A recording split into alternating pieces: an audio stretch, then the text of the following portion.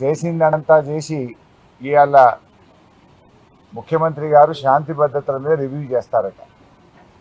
ఉదయమే డీజీపీ గారు Hyderabad brand image కాపాడడానికి కఠినంగా వ్యవహరిస్తాము అని డీజీపీ గారు, ముఖ్యమంత్రి గారు ప్రెస్ రిలీజ్ ఇచ్చారు. మరి నిన్నేమైంది? నిన్న గాంధీ గారికి పాయిలెట్ ఇచ్చి అడిషనల్ డీసీపీ గారిని ఎస్కార్ట్గా పెట్టి 8 పోలీస్ స్టేషన్లు దాటించి మా కౌశిక్ రెడ్డి గారి ఇంటి వరకు తెచ్చి దాడి చేయించారే. మరి నిన్న ఏమైంది మీ లా అండ్ ఆర్డర్ని అడుగుతా ఉన్నా. నిన్ను ఆపొచ్చు కదా. గాంధీ గారిని నిన్ను ఆపుంటే ఈ హైదరాబాద్ బ్రాండ్ ఇమేజ్ ఇంత దెబ్బతినేదా? కూకట్పల్లి నుంచి 2 గంటలు ప్రయాణం చేసి 8 పోలీస్ స్టేషన్లు దాటి కౌశిక్ రెడ్డి గారు ఉండే గేటెడ్ కమ్యూనిటీ వరకు కూడా తీసుకొచ్చి ఇంటి లోపలికి పంపించి దాడి చేయించారు కదా. మరి నిన్న ఏమైంది డీజీపీ గారు? మీరెందుకు నిన్న యాక్ట్ చేయలేదు డీజీపీ గారు అని నేను అడుగుతా ఉన్నా. నిన్న నిజంగా నువ్వు యాక్ట్ చేసి ఉంటే ఈ పరిస్థితులు వచ్చేదా రాష్ట్రంలో? దీనికి కారణం రాష్ట్ర ముఖ్యమంత్రిది, ఇది డీజీపీ గారిది కాదా అని నేను అడుగుతా ఉన్నా. చేయాల్సిందంతా చేసి ఇప్పుడేందో సన్నాయి నొక్కులు నొక్కుతుండ్రు. ముఖ్యమంత్రి దిక్కు, డీజీపీ దిక్కు. ఇంకేందో రివ్యూ చేస్తారట ఇవాళ మధ్యాహ్నం. ఏం రివ్యూ చేస్తావు? ఇంకా సూటికి ఎట్లా కొట్టాలి, ఇంకెవరిని కొట్టాలి, ఎవరెవరి మీద దాడులు చేయాలని చేస్తావా? అసలు ఉందా ఈ రాష్ట్రంలో లా అండ్ ఆర్డర్ ఉందా?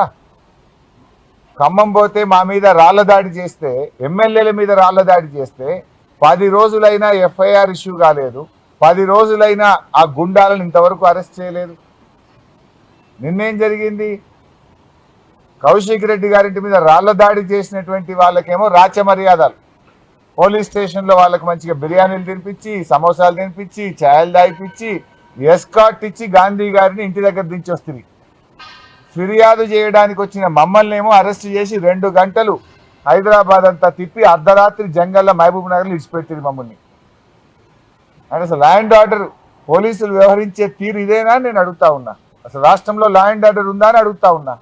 గతంలో బీఆర్ఎస్ ఎమ్మెల్యేలు మేము నల్లగొండకు వెళ్తే డైరెక్ట్గా మా బస్సు మీద కేటీఆర్ గారు మొత్తం 20 మంది ఎమ్మెల్యేలు ఉన్న మా బస్సుల మీద కోడిగుడ్లతో రాళ్లతో దాడి చేశారు. ఖమ్మం పోతే ఎమ్మెల్యేల మీద, బీఆర్ఎస్ ఎమ్మెల్యేల మీద దాడి చేశారు. సిద్దిపేటలో నా క్యాంపు కార్యాలయం మీద దాడి చేశారు. కౌశిక్ రెడ్డి ఎమ్మెల్యే గారింటి మీద దాడి చేశారు. ఏ ఒక్క విషయంలోనైనా పోలీస్ యాక్ట్ చేసిందా? ఎక్కడైనా అరెస్టు జరిగినాయా? అంటే ఇవాళ ఏమైపోయిందంటే మీరే ఈ రకంగా రెచ్చగొడతా ఉన్నారు. ఇవాళ ముఖ్యమంత్రి గారు ఆయనే దీనికి మూల కారణం. ఎందుకంటే ముఖ్యమంత్రి గారు ఆయన నోరు అదుపులో పెట్టుకోవాలి. ఆయన మాట్లాడే భాష బజారు భాష, రెచ్చగొట్టే విధంగా ముఖ్యమంత్రి గారే మాట్లాడతారు. పేగులు తీసి మెడలు వేసుకుంటా, లాగులలో తొండలు జొరగొట్టా అని పిచ్చి పిచ్చిగా ముఖ్యమంత్రిగా ఉండి రాగద్వేషాలకు అతీతంగా ప్రవర్తించాల్సిన ముఖ్యమంత్రే రెచ్చగొట్టే విధంగా మాట్లాడితే డెఫినెట్గా కింద మీ కార్యకర్తలు కూడా అట్లనే చేస్తారు కదా. ఇప్పుడు ఇదే గాంధీ అయినా దానం నాగేందర్ బీఆర్ఎస్లో పనిచేసిండ్రు. కేసీఆర్ నాయకత్వంలో పనిచేసినప్పుడు ఎట్లున్నారు, రేవంత్ రెడ్డి నాయకత్వంలో పనిచేస్తే వాళ్ళ వ్యవహారం ఎట్లున్నది? 10 ఏళ్ళు కేసీఆర్ నాయకత్వంలో ఎప్పుడైనా మాట్లాడినరా వీళ్ళు? ఈ రకంగా రౌడీల్లాగా వ్యవహరించిండ్రా? ఇవాళ ఎందుకంటే యథా రాజా తదా ప్రజ అన్నట్టు రేవంత్ రెడ్డి భాష, రేవంత్ రెడ్డి విధానం వల్ల ఇవాళ వాళ్ళ నాయకులు కూడా అట్లే మాట్లాడుతున్నారు. ఇవాళ వాళ్ళ మంత్రి కూడా మాట్లాడిండు, కోమటిరెడ్డి వెంకటరెడ్డి. బీఆర్ఎస్ వాళ్ళు ఎక్కడైనా విమర్శిస్తున్నట్టు వాళ్ళని కొట్టండి అని రాజ్యాంగం మీద ప్రమాణం చేసిన మంత్రే రెచ్చగొడుతుంటే ఇంకా లా అండ్ ఆర్డర్ ఎక్కడుందా? ఇవాళ రివ్యూ చేయాల్సింది ఫస్ట్ నిన్ను నువ్వు రివ్యూ చేసుకోవాలి, నీ మంత్రుల్ని రివ్యూ చేయాలి. నువ్వు చక్కగా లేవు ఫస్ట్. పాపం పోలీసులు ఏమంటావు? ఇన్ఫ్యాక్ట్ మేము ఇవాళ మమ్మల్ని అందరినీ హౌస్ అరెస్ట్ చేసిండ్రు. మరి ఇదే హౌస్ అరెస్ట్ నిన్న గాంధీ గారిని చేసి ఉంటే ఇష్యూ జరుగునా? ఇవాళ హైదరాబాద్లో ఉన్న బీఆర్ఎస్ ఎమ్మెల్యేలను హౌస్ అరెస్ట్ చేసిండ్రు, మాలాంటి వాళ్ళని హౌస్ అరెస్ట్ చేసిండ్రు. మరి నిన్న గాంధీ గారిని ఎందుకు హౌస్ అరెస్ట్ చేయలేదు? దీంతో తేట తెల్లం కదా. నువ్వే దాడి చేయమని గాంధీకి ఎస్కాట్లు ఇచ్చి, పైలట్లు ఇచ్చి దగ్గరుండి నువ్వు దాడి చేయించినావు. కానీ అదే బీఆర్ఎస్ ఎమ్మెల్యేలనేమో హౌస్ అరెస్ట్ చేసినావు. ఇలా రాష్ట్ర ప్రజలకు అర్థమవుతుంది కదా. దీన్ని బట్టి స్పష్టంగా అర్థమవుతుంది. నిన్న నిజంగా నువ్వు గాంధీని హౌస్ అరెస్ట్ చేసి ఉంటే నిన్న కౌశిక్ ఇంటి మీద దాడి జరగదు కదా. మరి మమ్మల్ని ఎందుకు ఇలా హౌస్ అరెస్ట్ చేస్తున్నావు? దీన్ని బట్టి ఇది క్లియర్గా రేవంత్ రెడ్డి ఎజెండా. ఇది గాంధీ గారు చేసిన దాడిగా మేము భావించడం లేదు, రేవంత్ రెడ్డి గారు చేయించిన దాడిగానే మేము దీన్ని చూస్తూ ఉన్నాం. ఇలా బాధ కలిగేది ఏంటంటే తెలంగాణ ఉద్యమంలో కూడా మా మీద ఈ రకమైన నిర్బంధాలు, ఈ రకమైన అణచివేతలను 14 ఏళ్ల తెలంగాణ ఉద్యమంలో కూడా మేము చూడలేదు. కానీ రేవంత్ రెడ్డి పాలన ఎమర్జెన్సీని తలపించే విధంగా ఉంది. ఎమర్జెన్సీకి మించిన అన్యాయంగా ఈరోజు ఈ రాష్ట్రంలో పాలన కొనసాగుతూ ఉంది. వరద బాధితుల్ని ఆదుకోవడానికి మేము వెళ్తే మా మీద రాళ్ల దాడి చేస్తారు. దాని మీద ఇప్పటిదాకా కేసు నమోదు కాదా? దాని మీద ఇప్పటిదాకా వీడియోల్లో లైవ్ టెలికాస్ట్లో దుండుగలు కరబడతా ఉంటే ఆ గుండాలని అరెస్ట్ చేయడం నీకు చేత కాదా? దట్ మీన్స్ దీని వెనుక ప్రేరణ నీది, ప్రోత్సాహం నీది, కుట్రదారుడివి నువ్వు. నీ యొక్క ఆలోచనకు అనుగుణంగానే ఇవన్నీ కూడా జరుగుతూ ఉన్నాయి అనేది ఇవాళ రాష్ట్ర ప్రజలకు చాలా స్పష్టంగా కూడా తెలుస్తూ ఉంది. నేను ఒకటే కోరుతా ఉన్నా, డీజీపీ గారిని కూడా నేను చెప్పేది ఏంటంటే ఇది చాలా అత్యున్నతమైనటువంటి పోస్ట్. డీజీపీ పోస్ట్ అనేటువంటిది చాలా పెద్ద పదవి. మీరు బాధ్యతాయుతంగా వ్యవహరించాల్సినటువంటి అవసరం ఉంటుంది. రేవంత్ రెడ్డి గురించి మీకు తెలియంది కాదు, గతంలో ఇదే రేవంత్ రెడ్డి గారిని హౌస్ అరెస్ట్ చేయడానికి వెళ్ళిన పోలీసులను బండబూతులు తిట్టిండు. వీడియోలు ఇవాళ సోషల్ మీడియాలో వస్తున్నాయి. నా నోట్తో మాట్లాడి నా నోరు ఖరాబ్ చేసుకొని, కానీ ఆయన ఎంత చిల్లర మాట్లాడిండు. ఎవడ్రా అని పోలీసులను పట్టుకొని బయటకు వచ్చి పోలీసులను నానా బూతులు తిట్టిండు ఈ రేవంత్ రెడ్డి. కానీ మేమేమో సహకరిస్తూ ఉన్నాం. ఇదే పోలీసులను పట్టుకొని బీహారీ పోలీసులని మాట్లాడిండు. అంటే ఆయన నోటికి వచ్చినట్టుగా మాట్లాడడం ఆ రోజు మనందరం కూడా చూసాం. అందువల్ల నేను డీజీపీ గారిని, పోలీస్ అధికారులను కూడా కోరేది ఒకటే, గుడ్డిగా రేవంత్ రెడ్డి మాటల్ని ఫాలో కాకండి, విచక్షణతో వ్యవహరించండి అని, చట్టాన్ని గౌరవించండి, చట్టాన్ని అమలు చేయండి. తప్పులు చేయమని చెప్తే అది ప్రభుత్వ పెద్దలైనా ఎవరైనా మీరు చేయకుండా నిష్పక్షపాతంగా న్యాయబద్ధంగా వ్యవహరించాలని డీజీపీని, పోలీస్ ఉన్నతాధికారులను కూడా నేను కోరుతా ఉన్నా. ఇవాళ రాహుల్ గాంధీ గారు ఆయన ఏదో అమెరికాలో తిరుగుతూ ఉన్నట్టున్నాడు. అమెరికాలో పోయి లెక్చర్లు ఇస్తుండు రాహుల్ గాంధీ గారు. ఏమని? స్వేచ్ఛ, స్వాతంత్రం, న్యాయం, ధర్మం అని లెక్చర్లు ఇస్తూ ఉన్నాడు. అయ్యా రాహుల్ గాంధీ గారు, నువ్వు అమెరికాలో లెక్చర్లు తర్వాత ఇద్దు, కానీ నీ కాంగ్రెస్ పాలనలో ఉన్న తెలంగాణ రాష్ట్రంలో జరుగుతున్న అణిచివేతలను, ఆంక్షలను, రాజ్యాంగ ఉల్లంఘనల గురించి మాట్లాడాలని చెప్పి నేను రాహుల్ గాంధీ గారిని డిమాండ్ చేస్తూ ఉన్నా. ఎందుకంటే ఈరోజు ఎమ్మెల్యేల పార్టీ ఫిరాయింపు కానీ, ఆ పార్టీ ఫిరాయింపు మీద హైకోర్టు ఇచ్చిన తీర్పు కానీ, పిఏసీ చైర్మన్ నియామకం కానీ, ఇవన్నీ కూడా రాజ్యాంగ ఉల్లంఘనలు. ఈ రాజ్యాంగ ఉల్లంఘనల నుంచి దృష్టి మరల్చడం కోసం రేవంత్ రెడ్డి గారు దీన్ని ఒక లా అండ్ ఆర్డర్ సమస్యగా, ఇదేదో కౌశిక్ రెడ్డి, గాంధీల మధ్య, వ్యక్తుల మధ్య కొట్లాటగా దీన్ని చిత్రీకరించడానికి ఆయన కుట్రబంతా ఉన్నాడు. ఇవాళ ఏమైంది? ప్రభుత్వం, ముఖ్యంగా రేవంత్ రెడ్డి గారు నగ్నంగా బయటపడ్డాడు. పార్టీ ఫిరాయింపుల మీద హైకోర్టు మొటికాయలు వేసింది. మీరు చేస్తారా, మళ్ళీ సూమోటో కేసు టేకప్ చేయమంటారా అని హైకోర్టు డైరెక్ట్గా అడిగింది. దాని నుంచి దృష్టి మరల్చడానికి కౌశిక్ రెడ్డి గారి మీద అటాక్ చేయించి ఇది రాజ్యాంగ ఉల్లంఘన కాదు, ఇదేదో లా అండ్ ఆర్డర్ సమస్యగా తీర్చిదిద్దే విధంగా రేవంత్ రెడ్డి గారు కుట్ర చేస్తూ ఉన్నారు. అంటే బేసిక్గా కూడా రేవంత్ రెడ్డి గారిది ఏంటంటే అన్నీ కూడా డైవర్షన్ టాక్టిక్స్. ఆయన ఎప్పుడు కూడా ఒక సమస్య నుంచి తప్పించుకోవడానికి ఒక కొత్త సమస్యను సృష్టించే ప్రయత్నం, ప్రజల దృష్టి మరల్చే ప్రయత్నం, ఇవన్నీ కూడా రేవంత్ రెడ్డి గారు మొదటి నుంచి కూడా చేస్తూ ఉంటారు. ఇవాళ 6 గ్యారంటీల అమలు గురించి మేము మాట్లాడుతూ ఉంటే, దాని గురించి ఎప్పుడైనా మేము గ్యారంటీల గురించి పోరాటం చేస్తే దాన్ని మర్పించడానికి ఒక డ్రామా చేస్తుంటాడు. రుణమాఫీ గురించి బీఆర్ఎస్ పార్టీ పోరాడితే హైడ్రా అనే ఒక డ్రామాను ముంగట పెట్టిండు. ఖమ్మం వెళ్లి వరద బాధితులకు సాయం చేయడంలో కాంగ్రెస్ ప్రభుత్వ ఫెయిల్యూర్ను మేము ఎండగట్టే ప్రయత్నం చేస్తే అక్కడ రాళ్ల దాడితో ఓ డ్రామాను క్రియేట్ చేసే ప్రయత్నం చేసిండు. హైకోర్టు ఎమ్మెల్యేల డిస్క్వాలిఫికేషన్ మీద మొట్టికాయలు వేస్తే పిఏసీ చైర్మన్ను అపాయింట్ చేసి డైవర్షన్ డ్రామాను తెరలేపిండు. రైతు బంధు ఎందుకు ఇస్తలేవు, ఇంకెప్పుడు ఇస్తావు రైతు భరోసా అంటే కాళేశ్వరం లీక్ అయిందని దానికి ఒక డ్రామాలు పెడతా ఉంటాడు. అయ్యా రేవంత్ రెడ్డి గారు, నువ్వు ఎన్ని డ్రామాలు ఆడినా తెలంగాణ ప్రజలు తప్పకుండా సమయం వచ్చినప్పుడు నీ ప్రభుత్వానికి సమాధి కడతారు. డ్రామాలు కట్టిపెట్టు, ప్రజలకిచ్చిన హామీలు అమలు చేయమని చెప్పి ఈరోజు మేము డిమాండ్ చేస్తూ ఉన్నాం. నువ్వు అనుకోవచ్చు ఏదో రాళ్ళు విసురుతున్నాం, వీళ్ళు భయపడతారు అనుకున్నాం. మాకేమీ పోరాటాలు కొత్త కాదు, ఉద్యమాలు కొత్త కాదు, అరెస్టులు అంతకంటే కొత్త కాదు. 14 ఏళ్ళు కొట్లాడిన వాళ్ళం, జైలుకు పోయిన వాళ్ళం, లాఠీ దెబ్బలు తిన్న వాళ్ళం, పదవులను త్యాగం చేసి తెలంగాణ సాధించిన వాళ్ళం. అందుకే ఇవాళ తెలంగాణ గురించి చాలా బాధ్యతగా మేము ఆలోచిస్తూ ఉన్నాం. సరే, నువ్వు మొన్న ఖమ్మంలో రాళ్లతో కొట్టియచ్చు, నిన్న హైదరాబాద్లో కౌశిక్ రెడ్డి ఇంటి మీద రాళ్లతో కొట్టించచ్చు. ఎన్ని రాళ్ళు విసురు. ఆ రాళ్లే రేపు మళ్ళీ బీఆర్ఎస్ ప్రభుత్వం రావడానికి పునాది రాళ్లుగా మారుతాయి. రేవంత్ రెడ్డి గుర్తుపెట్టుకో అని చెప్పి నేను హెచ్చరిస్తా ఉన్నా. ఎందుకంటే ఈరోజు మేమేమో ఒక బాధ్యతాయుతమైన పార్టీ, పోరాడి తెలంగాణ తెచ్చిన వాళ్ళం, 14 ఏళ్ళు కష్టపడి తెలంగాణ తెచ్చిన వాళ్ళం, 10 ఏళ్ళు కేసీఆర్ పాలనలో దేశానికి ఆదర్శంగా తెలంగాణను నిలిపినటువంటి వాళ్ళం. అందుకే మీరు మొన్న చూస్తే 16వ ఆర్థిక సంఘం వస్తే రాష్ట్రానికి మేము రాష్ట్ర ప్రభుత్వం గురించి మాట్లాడలే.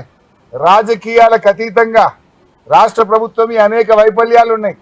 16వ ఆర్థిక సంఘానికి తప్పుడు లెక్కలు ఇచ్చింది.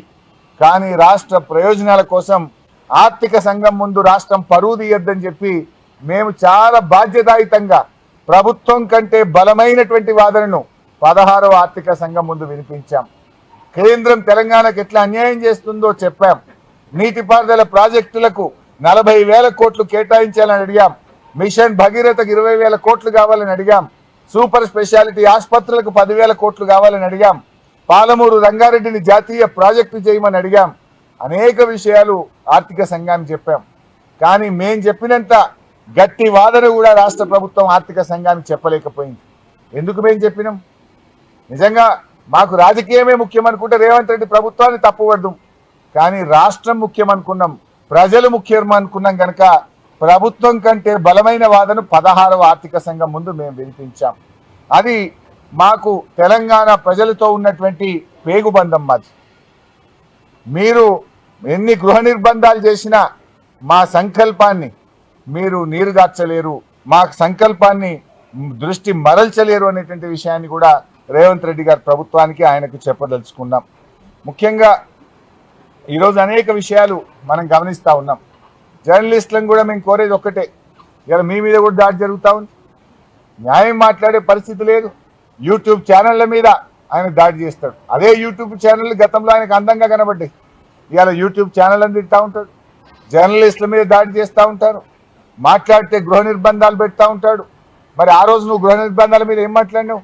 ఇవాళ మమ్మల్ని గృహ నిర్బంధాల్లో పెడతా ఉన్నావు. అయినా మేము సహకరిస్తాం. ఎందుకంటే ఈ రాష్ట్రం ప్రతిష్ట దెబ్బతినొద్దని, తెలంగాణ పోలీసుల గౌరవం దెబ్బతినొద్దని నిన్న మేము సహకరించినాం. నిన్న మేము అంత సంయమనంగా ఎందుకున్నాం, అంత ఓపికగా ఎందుకు సహకరించాం? మా సంయమనం వెనుక రాష్ట్ర ప్రయోజనం ఉంది, రాష్ట్ర భవిష్యత్తున్నది, తెలంగాణ పోలీసుల గౌరవం తగ్గద్దని అత్యంత సంయమనంగా నిన్న మేము సహకరించిన పరిస్థితి. ఈరోజు కూడా మేము ఎందుకు సహకరిస్తున్నాం? దాడికి ప్రతిదాడి చేయలేక కాదు. రాజకీయాల్లో ఈ రాష్ట్ర ప్రయోజనాలు ఆలోచించే వాళ్ళు దాడులు ప్రతిదాడుల గురించి ఆలోచించద్దు. రాష్ట్ర శ్రేయస్సు కోసం హైదరాబాద్ బ్రాండ్ ఇమేజ్ గురించి ఆలోచించాలి, హైదరాబాద్లో పెట్టుబడులు దెబ్బతినకుండా ఆలోచించాలని బాధ్యతాయుతంగా కేసీఆర్ నాయకత్వంలో మేము పనిచేసినటువంటి వాళ్ళం కనుకనే మేము ఎంతో సంయమనంతో ఉన్నాం. నీకు బాధ్యత లేదు. ఆనాడు తెలంగాణ వద్దని ఆంధ్రోళ్ళ కాళ్ళకు అడుగులకు మడుగులొత్తుకుంటూ తిరిగినో నేను. రాష్ట్రం కోసం పోరాటంలో ఏనాడు కలిసి రానటువంటి వ్యక్తివి నువ్వు. ఆంధ్ర నాయకత్వం, ఆంధ్ర పాలకుల వెంట వాళ్ళ అడుగులకు మడుగులొత్తుకుంటూ తిరిగినటువంటి వ్యక్తివి నువ్వు. మేమేమో పోరాడి తెలంగాణ సాధించినటువంటి వాళ్ళం. నువ్వు ఇలా ఆంధ్ర నాయకుల గురించో ఆంధ్ర ప్రజల గురించి కూడా ఏదో ప్రేమ ఒలకబోస్తున్నాడు. అదంతా కపట ప్రేమ. ఎందుకు ఈ మాట అంటున్నా అంటే, గతంలో చిన్నజీఎస్ స్వామి గారిని పట్టుకొని ఆయనను కూడా ఆంధ్ర స్వామి అని మాట్లాడినటువంటి నీచుడు రేవంత్ రెడ్డి గారు. ఒక కాంట్రాక్టర్ మన అద్భుతమైన దేవాలయం యాదాద్రి దేవాలయాన్ని ఆనంద్ సాయి గారు నిర్మిస్తే ఆయన ఆంధ్రోడు అని చెప్పి మాట్లాడినటువంటి వ్యక్తి రేవంత్ రెడ్డి గారు. అదే కేసీఆర్ ఏమో హైదరాబాద్లో బతుకుతున్న ప్రజలందరూ నా కంటి రెప్పల్లాగా కాపాడుకుంటా అన్నారు. తెలంగాణ రాష్ట్రం ఏర్పడిన తర్వాత ప్రజలందరినీ కూడా కలుపుకొని పోయిన గొప్ప వ్యక్తిత్వం. ఆంధ్ర తెలంగాణను ఈ దేశం అనకుండా ఎక్కడెక్కడి నుంచో వివిధ రాష్ట్రాల నుంచి ఇక్కడ కార్మికులు కూడా పనిచేస్తే కరోనా వస్తే వాళ్లకు పనులిచ్చి రైళ్లు పెట్టి భోజనం పెట్టి వాళ్ళని జాగ్రత్తగా వారి రాష్ట్రాలకు పంపినటువంటి మానవత్వం ఉన్న వ్యక్తి కేసీఆర్. అనవసరంగా, ఎందుకంటే నువ్వు డిఫెన్స్లో ఉన్నప్పుడల్లా కొత్త డ్రామా పెడతా ఉంటావు. ఇట్లాంటి డ్రామాలు కట్టిపెట్టు.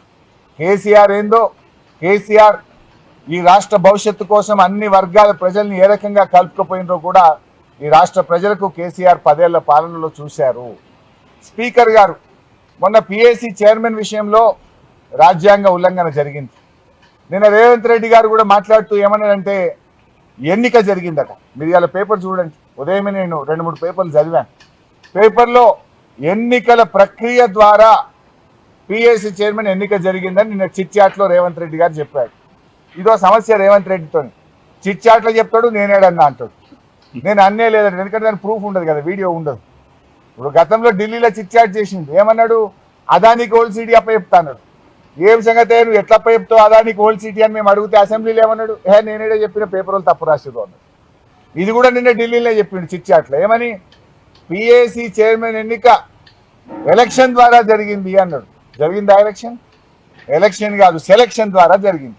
ఎలక్షన్ ఎక్కడ జరిగింది నేను అడుగుతా ఉన్నా. ఒకవేళ నామినేషన్లు ఎక్కువ సంఖ్యలో వస్తే ఒక నామినేషన్ను తిరస్కరించాలంటే రాజ్యాంగం ప్రకారంగా ఎన్నిక జరగాలి. అసెంబ్లీలో ఎన్నిక పెట్టి సింగిల్ ఓట్ మెజార్టీ ద్వారా ఎలిమినేట్ చేయాలి కదా. ఎన్నిక జరిగిందే, బులెటిన్ ఇచ్చింది. It is not election, it is the selection of Revanth Reddy. ఎందుకంటే ఎలక్షన్ జరిగితే స్పీకర్ గారు శాసనసభ విలువాలి కదా. శాసనసభలో నేను వేసిన నామినేషన్ను తిరస్కరించాలంటే అది స్పీకర్ గారు కాదు, సభ నిర్ణయించాలి. ఎలక్షన్ ప్రక్రియ ద్వారా నిర్ణయించాలి తప్ప ఒక వ్యక్తులు నిర్ణయించడం కాదు. అంటే నోరిప్పుతే అబద్ధాలే. ఏ పూటగా ఆ పూట మాట్లాడు, ఏ రోటికాడ ఆ పాట పాడు రేవంత్ రెడ్డికి అలవాటైపోయింది. దాడి చేయించింది ఆయన్నే. ఇవాళ లేలే హైదరాబాద్ బ్రాండ్ ఇమేజ్ దెబ్బతినద్దు, ఎంతటి వారైనా లా అండ్ ఆర్డర్ కాపాడాలంటే ఇదేదో దయ్యాలు వేదాలు వల్లించినట్లేదు. దాడి చేయించిందే నువ్వైతివి, దాడి చేస్తే నేను ఊరుకోనని మాట్లాడేది నువ్వేనైతివి. నవ్వుకోరా, ప్రజలు చూస్తలేరా? 8 పోలీస్ స్టేషన్లు దాటి గాంధీ గారు కౌశిక్ రెడ్డి ఇంటి మీద దాడి చేస్తాడంటే తెలంగాణ పోలీసులకు సామర్థ్యం లేదా? ఉన్నది. పాపం వాళ్ళ కాలు చేతులు కట్టేసినావు. నువ్వే దగ్గరుండి ఎస్కార్ట్ ఇప్పించి దాడి చేపిస్తే వాళ్ళు ఏం చేస్తారు పాపం? తెలంగాణ పోలీసులు అద్భుతమైన పోలీసులు, వాళ్ళని కూడా నేను తప్పు పట్టడం లేదు. అందుకే నేను డీజీపీ గారిని కోరింది కూడా. ఇది అత్యున్నత స్థాయిమైనటువంటి అవకాశం. రాగద్వేషాలకు అతీతంగా పనిచేయాలి, న్యాయానికి చట్టాన్ని కాపాడే విధంగా పనిచేయాలి తప్ప ఒక వ్యక్తుల ఇష్టాయిష్టాలకు అనుకూలంగా పనిచేయొద్దని చెప్పి కూడా నేను పోలీసులకు కూడా హితవు పలుకుతా ఉన్నాను. ఇక నా ఆరోగ్యం గురించి కూడా మీరు వచ్చింది అందుకోసం, నాకు తెలిసి క్వశ్చన్ అడుగుతారని. కానీ సరే, నాకు నిన్న వాళ్ళు తొక్కిసలాటలో తోపులాటలో కొంత చేయికి దెబ్బ తగిలిన మాట వాస్తవం. అయితే డాక్టర్ల దగ్గరికి వెళ్తే చూసి ఒక 15 రోజుల పాటు ఫిజియోథెరపీ చేయండి. ఒకవేళ ఫిజియోథెరపీలో బాగా అవుతుందని అనుకుంటున్నాం, కాకపోతే మళ్ళీ చూసి ఏం చేయాలో చేస్తామన్నారు. ఉదయం ఎంఆర్ఐ ద్వారా పరీక్ష చేసి ఎంఆర్ఐ రిపోర్ట్స్ చూసిన తర్వాత ఫిజియోథెరపీని సజెస్ట్ చేయడం జరిగింది. ఈరోజు రాష్ట్ర వ్యాప్తంగా జరిగిన అరెస్టులను తీవ్రంగా బీఆర్ఎస్ పార్టీ ఖండిస్తూ ఉంది.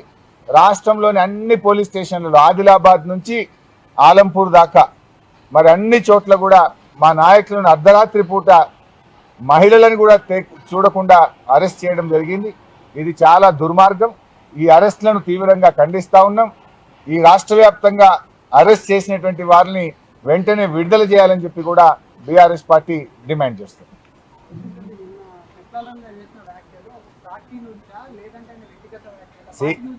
బైసాబ్, కౌశిక్ రెడ్డి మీద ఆయన ఏం మాట్లాడిండు గాంధీ గారు, నువ్వు ఎక్కడి నుంచో కరీంనగర్ నుంచి వచ్చి హైదరాబాద్ మీద నీ పెత్తనమైంది అని కౌశిక్ రెడ్డిని గాంధీ గారు ప్రశ్నించారు. సో గాంధీ గారికి సమాధానం చెప్పింది తప్ప సెట్లర్ల మీద కౌశిక్ రెడ్డి మాట్లాడలేదు. రెచ్చగొట్టింది ఎవరు? కరీంనగర్ నుంచి వచ్చి హైదరాబాద్ మీద నువ్వెవడివి పెత్తనం చెలాయించడానికని కౌశిక్ రెడ్డిని గాంధీ గారు రెచ్చగొడితే గాంధీ గారు అనే వ్యక్తికి సమాధానం చెప్పిండు తప్ప ఆయన హైదరాబాద్ లో ఉండే సెట్లర్ల గురించి మాట్లాడలేదు, హైదరాబాద్ లో ఉండే ఎవరి గురించి మాట్లాడలేదు. అది కేవలం గాంధీ గారు తనను ప్రశ్నించినప్పుడు తాను గాంధీ గారిని ప్రశ్నించారే తప్ప ఇంకొకటి కాదు.